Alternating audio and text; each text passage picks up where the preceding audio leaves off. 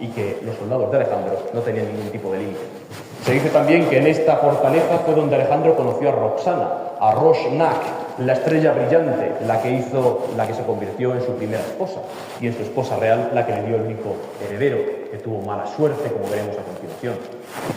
Alejandro estaba en ese momento en tierra bactriana, es decir, lo que hoy en día es Afganistán, y para continuar hacia el norte, hacia lo que hoy en día es Samarcanda, la antigua Marakanda, tuvo que cruzar el Hindu Kush. El Hindu Kush es uno de los macizos montañosos más impresionantes del planeta, es una de las estribaciones del Himalaya, que se encuentra casi permanentemente nevado, y Alejandro tardó varias semanas en cruzarlo, pero finalmente en ese afán que le movía y en ese pozos, que ya hemos visto lo que significaba, logró trascender lo que los griegos llamaban el Cáucaso de Asia. Hasta tal punto llegó la leyenda de Alejandro entre los vencidos, entre los persas, que los propios poemas épicos de los persas, como el Escandernomé, escrito por Nezomí, es decir, un poema épico persa, trata a Alejandro de Jehan Keshor, es decir, del conquistador del mundo, de Toleb Donesh, del que busca el conocimiento, y además hay un verso que me parece muy interesante, y creo que es la esencia de ese poema, que dice: Skandar Jehan Peimobut, que as Hadde Gerodhon Farotarbu. Y significa que Alejandro era el buscador del mundo, buscaba los confines del mundo, hasta tal punto que superó los límites del conocimiento. Y no olvidemos que es un poema escrito por los vencidos. Muy tardío, claro que sí, pero es un poema escrito por aquellos que conquistó Alejandro. Este avance siguió hasta la India, como hemos dicho al principio de la conferencia, hasta las fronteras de lo que hoy en día es Pakistán, que en ese momento era la India, como sabemos, y tuvo lugar el encuentro mayor entre las fuerzas indias y las fuerzas de Alejandro en el norte de Pakistán, cerca del río Hidaspes, en la batalla homónima. La batalla de Hidaspes, que según los autores antiguos fue un absoluto baño de sangre, porque participaron elefantes, porque las tropas de Alejandro estaban debilitadas en medio de ese entorno hostil, de un mundo selvático, llenos de las enfermedades tropicales, de la humedad del monzón. Querían volver a casa, llevaban más de 10 años avanzando por Asia sin saber cuál era el objetivo. Ya estaba muerto el rey, el usurpador había sido eliminado. ¿Qué estamos haciendo, Alejandro? ¿Hacia dónde vamos? ¿Cuál es el plan? Empezaron a intuir que quizá el plan de Alejandro era convertirse en soberano del mundo y ellos no tenían el más mínimo interés en participar de esa empresa. Por lo tanto, antes de plantarse y decirle a Alejandro que no estaban dispuestos a continuar, sucedieron una serie de eventos como esta batalla.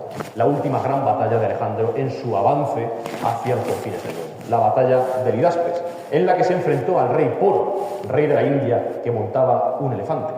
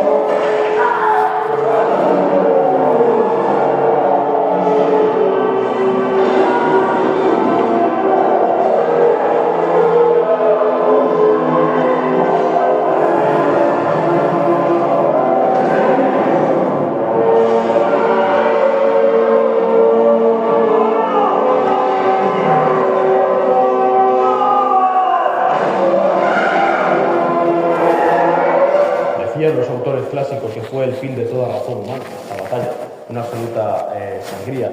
Además, Alejandro venció, Alejandro nunca perdió una batalla, pero el resultado fue dudoso. De manera que cuando capturó al rey enemigo, que era el rey Poro, y que comandaba esas tropas con elefantes, le dijo a Alejandro que cómo deseaba ser tratado, ya que era un rey vencido. Y el rey vencido, Poro, que se dice que era un hombre de una estatura impresionante, le respondió que como lo que era, como un rey. Y Alejandro, a partir de ese momento, lo trató no solamente como un vencido, sino que él pasó a ser uno de sus mejores amigos. Es curioso. Y además le devolvió su reino, le devolvió el trono del reino que acababa de perder. En una muestra bastante elocuente de que Alejandro no perseguía tanto el poder como la expansión territorial, como el conocimiento. En la India, y estamos ya acabando, en la India Alejandro conoce a unos personajes sumamente interesantes, que además siguen presentes hoy en día, los brahmanes de la India, los sacerdotes de la religión hindú primitiva, y conoció a dos concretamente, a Dandamis y a Kalana.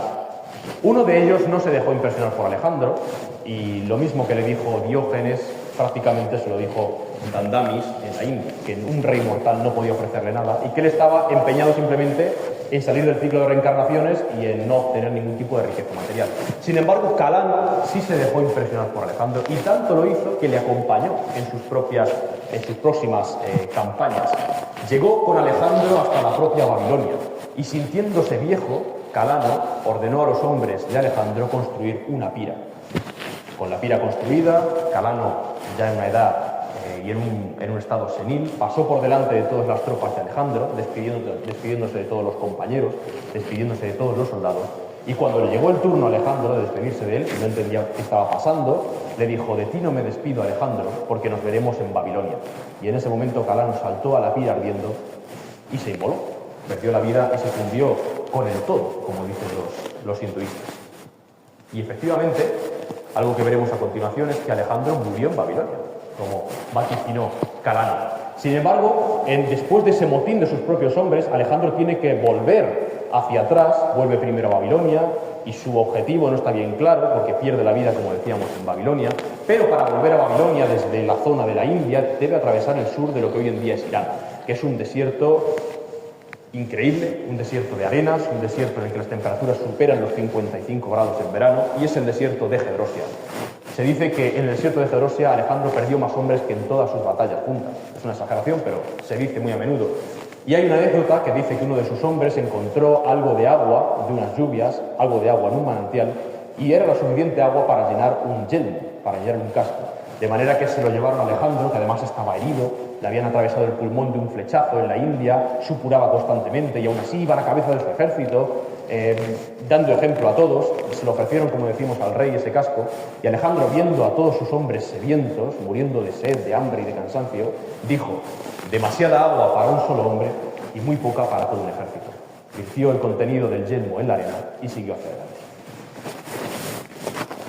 Y un momento que marcó especialmente la vida de Alejandro, creo yo que fue la muerte de su amigo íntimo Hefestión. Anteriormente en la India, en la batalla de Ligaspes, o en los momentos cercanos a esta, había perdido a su otro mejor amigo, a su caballo, a Bucéfalo, que era un caballo ya viejo, tenía 30 años, había llegado hasta la India, había muerto de cansancio, dicen las fuentes antiguas, incluso por las propias batallas, por las propias heridas de la batalla. Sin embargo, después de esa muerte de su amigo, de ese caballo que le había acompañado por todo el mundo, la muerte que más impactó y que más sobrecogió a la vida joven aún de Alejandro fue la de su amigo Hefestión. Murió a una edad muy temprana, apenas con 30 años, y Alejandro a partir de ese momento nunca fue el mismo. Decidió que su amigo a partir de ese momento, Hefestión, debería ser honrado como un dios. Incluso se hicieron y se celebraron juegos funerarios propios de un héroe griego. Hasta tal punto llegó la admiración que Alejandro sentía por su propio Patroclo. Y no lo hemos dicho, pero incluso para su caballo, su otro mejor amigo, quizás los dos seres que le fueron más fiel en toda su vida, edificó una tumba en lo que hoy en día es Pakistán y presentó ante la tumba de su propio caballo honores como si fuera un general. Para acabar, diré que el legado de Alejandro no es tanto la conquista, sino como la globalización que ésta llevó. Es decir, las ideas, incluso la representación artística de los propios griegos llegó a zonas tan inverosímiles como lo que hoy en día es Afganistán, a la antigua Bactria. De manera que podemos encontrar en el arte de Gándara fusionados elementos griegos, como esa cabellera rizada, en personajes como Buda. O podemos encontrar los Budas de Bamiyan ya destruidos, que tenían togas, que tenían túnicas al modo griego. No solamente en la piedra, sino también en la escritura. Es el único personaje histórico que aparece en los 3 libros sagrados de las 3 religiones monoteístas. Y además de eso, la presencia de Alejandro en el Levante mediterráneo es lo que nos explica hoy en día, por ejemplo, que algunos discípulos de Jesús tuvieran nombres griegos. ¿Por qué en un entorno judío hay un discípulo que se llama Felipe, otro que se llama Andrés? ¿Por qué hay un Pablo? porque 300 años antes de Jesús un griego había pasado por ese lugar conquistando y difundiendo la cultura griega. Las bodas de Susa son, podemos decir, el mayor ejemplo de mestizaje cultural y de sangres que incentivó Alejandro, en el que obligó a sus hombres a casarse con nobles persas. Con esto es el último corte que vamos a ver. Es el momento en el que los hombres de Alejandro, que no entienden por qué están en Asia y por qué siguen avanzando y por qué devuelven el trono a los reyes vencidos y por qué no pueden tocar a las mujeres del gran rey Darío, le plantean esa duda a Alejandro y Alejandro responde de esta manera. Ya no. Alejandro, por los dioses, es razonable. El objetivo era convertirnos en nuestros iguales, compartir lo ganado. ¿Recuerdas lo que dijo Aristóteles? ¿Una asiática? ¿Qué significan unos votos de matrimonio para una raza que jamás mantuvo su palabra? ¡Aristóteles era un voto! ¡Por todos los dioses! ¿Qué te hace a ti superior a ellos, Casandro? Porque realmente no eres. Eso lo crees tú y los que se parecen a ti.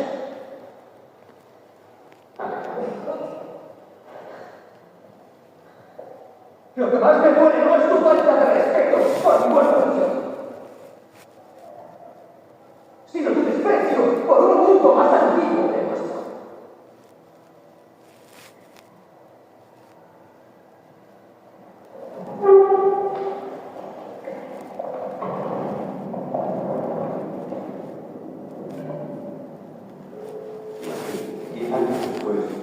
Madre insistía en que desposara a Macedonia. Con nuestra unión, griegos y bárbaros.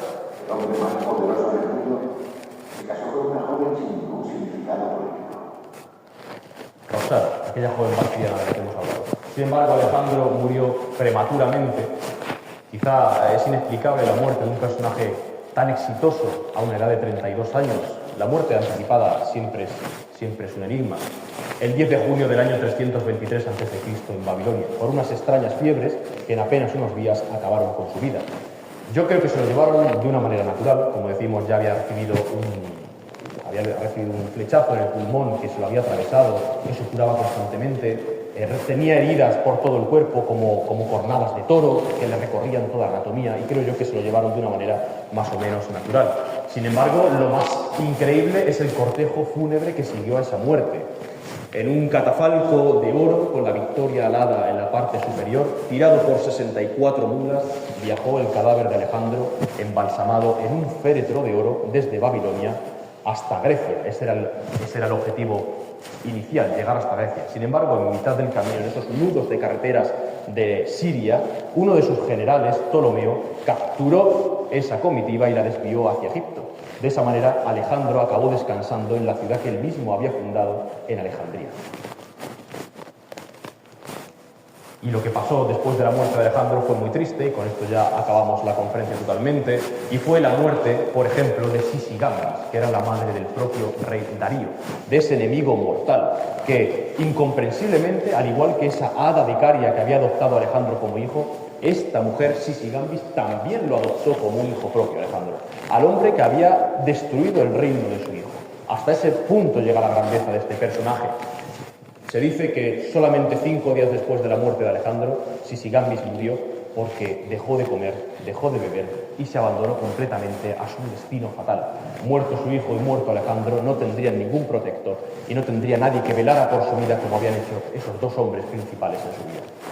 También fue asesinada Estatira, una de las mujeres de Alejandro, que era hija del propio rey persa, de Darío III, y fue asesinada a manos de su esposa, de Roxana. Estamos viendo apenas unos años después de la muerte de Alejandro.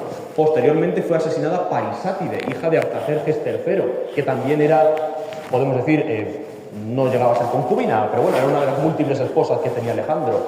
Apenas unos años después murió la propia Olimpíade, la madre de Alejandro, a manos de Casandro, uno de los generales de Alejandro que se encargó personalmente de que no quedara nada, ni rastro del legado de Alejandro apenas unos años después de que hubiera muerto.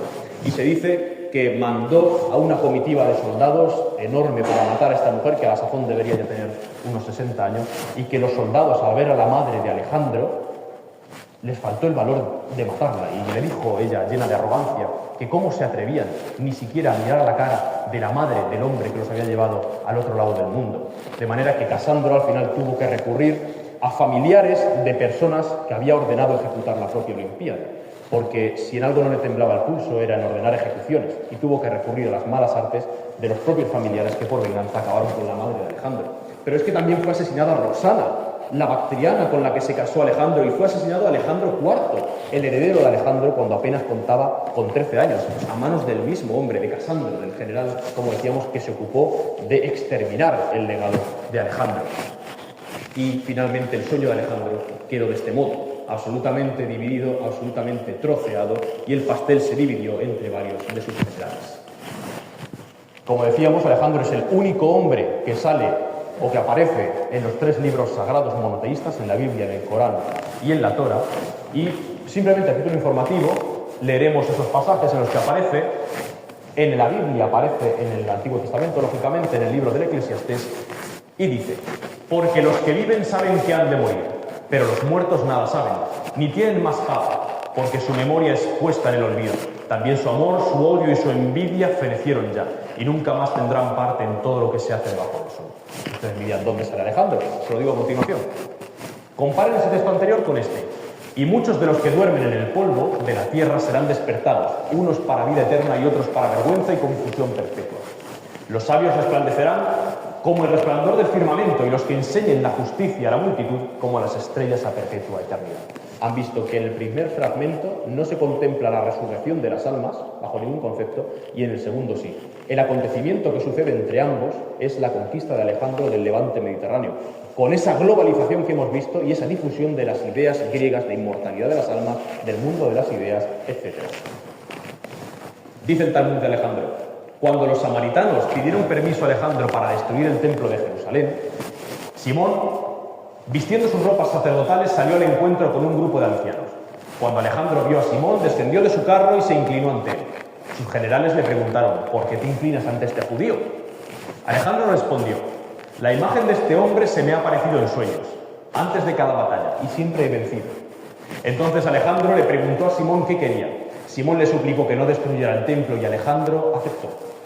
En agradecimiento, los judíos decretaron que todo niño nacido ese año llevara el nombre de Alejandro.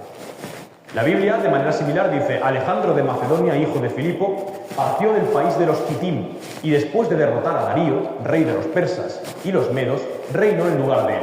Libró muchas batallas, conquistó plazas fuertes, avanzó hasta los confines del mundo y la tierra enmudeció en su presencia. Y el Corán, lo más sorprendente, dice de Alejandro, de igual modo, de una manera positiva, hablando de él. Luego siguió otro camino hasta que llegó al lugar donde sale el sol. Llegó a un valle entre 2 montañas, donde encontró a un pueblo que apenas comprendía una palabra. Dijeron: «Oh Dul-Qarnain», es el nombre que recibe Alejandro Magno en el Corán. Dul-Qarnain significa el que tiene 2 cuernos, en referencia a los cuernos del dios Amón, aquel que descubrió Alejandro en Siwa, en el oasis de Siwa, en ese oráculo, y aquel que pasó a ser su padre, es decir, sintió una filiación divina directa con Amón, nombrada por los propios sacerdotes de Amón. Por eso se le dicen de los 2 cuernos. Gog y Magog están sembrando corrupción en la tierra. ¿Podemos darte un tributo para que construyas una barrera entre nosotros y ellos? Respondió: ayudadme y construiré entre vosotros y ellos una sólida muralla. Traedme bloques de hierro. Luego, cuando los convirtió en fuego, añadió: traedme cobre fundido para verterlo sobre él. Así Gog y Magog no pudieron escalarla ni horadarla. Dijo: esto es misericordia de mi Señor, pero cuando se cumpla la promesa de mi Señor, es decir, cuando llegue el juicio final, la destruirá, porque la promesa de mi Señor es verdadera. Es decir, la imagen de Alejandro es de un benefactor en medio de las 3 religiones monoteístas, incluso, como decíamos, de los gentiles. Y con eso me gustaría acabar, simplemente leyéndoles un pequeño fragmento que escribió a la sazón de este tema el profesor Bernardo Subirón, que es un filólogo español, concretamente de la ciudad de Córdoba, que es especialista también en Alejandro, y que decía lo siguiente: como buena parte de los hombres, Alejandro murió sin haber cumplido su sueño más hermoso. Cuando sus ojos se cerraron y su cuerpo exhausto, cosido por las heridas, se entregó al pálido espectro de la muerte, toda la ciudad de Babilonia sintió el helado aliento del invierno en aquel férvido día del mes de junio, del año 323 a.C. Mientras los soldados griegos deambulaban sin rumbo, consumidos por las lágrimas, y los persas, otrora enemigos, se rapaban sus cabezas como muestra de dolor, todos los templos de la ciudad apagaron sus fuegos, y las imágenes de muchos dioses, griegos y bárbaros, quedaron sumidas en la penumbra y en el silencio. Mas la oscuridad no solo atrapó los espaciosos recintos de los templos y las humildes capillas esparcidas como semillas por las orillas del Éufrates, sino que como una niebla espesa hizo opacos todos los horizontes, desde las montañas del norte de Grecia hasta las húmedas junglas de la lejana India. El mundo entero se preparó para volver del mundo de los sueños, pues el sueño de Alejandro no había sido conquistar Persia, ni devolver la libertad a las ciudades griegas sometidas al poder del gran rey Darío. Eso nunca fue su sueño, sino una obligación impuesta por la historia. A los 22 años había cumplido con ella. Las columnas que sujetaban el edificio de sus sueños eran otras: la fusión entre culturas, la unión de civilizaciones, de razas, de continentes, Asia y Europa, griegos y bárbaros hermanados en un mundo en el que la luz brillara para todos, en el que Atenas, Sardes, Susa, Babilonia, Cartago se contuvieran en Alejandría. Un mundo habitado por miles de pueblos igualados en una sola especie, la especie humana. La muerte lo hizo imposible. Cuando su cuerpo colgaba inerte y tibio todavía del hilo de la vida, sus compañeros, los que habían sido desde la niñez sus hetairoi, despertaron del sueño y retrocedieron a una realidad que solo la presencia viva de Alejandro había nublado. Los países, sus riquezas y sus gentes tornaron a ser botín de guerra. Los ríos, las cordilleras y los mares fueron de nuevo fronteras. La sangre de seres humanos inocentes, abono de la tierra. Pero el sueño de Alejandro sigue vivo. Las tierras que él imaginó unidas a Europa se llaman hoy Turquía, Siria, Israel, Palestina, el Líbano, Egipto, Jordania, Irak, Irán, Tayikistán, Turkmenistán, Uzbekistán, Pakistán, Afganistán, la India.